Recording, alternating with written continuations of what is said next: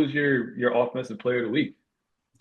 Um, Offensive player of the week. It's tough.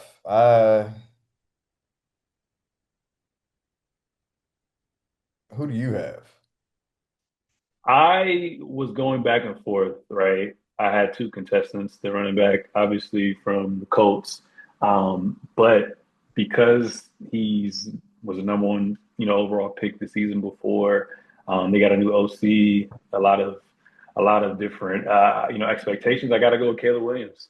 This is his best game, like I said, as a starter. He was 19-28, threw for almost 300 yards. He had 4 touchdowns, 0 interceptions, and he had his career high passer rating of 142.6.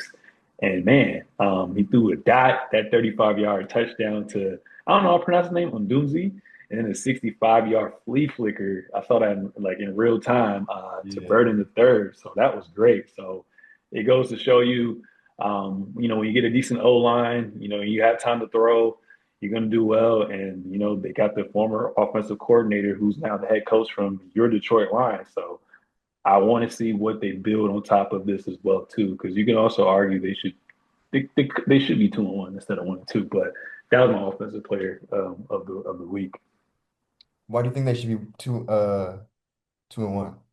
I just think they low key had a meltdown. I feel like against Minnesota, and I think they could have beat them, but That's yeah, fine. yeah, Um, Honestly, I probably would go with Caleb too, but no, actually, I'm gonna go with Caleb because I think that the Cowboys they play the Cowboys, right?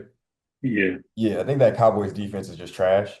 Um, it's been lit up every week so far, so it's like I don't. Part of me wants to not reward him for that, but it's just like in the NBA or a lot of other sports. It's like when you play a bad team, yeah, you're supposed to play well, but you still have to actually do it, you know? So like he still did go and do all those things, even though they were giving him the opportunity, you still have to connect on those plays and everything. So and that was definitely the best game of his career. So yeah, I get that to him. Okay. And then you have anybody for defensive player of the year? I mean, player of the week.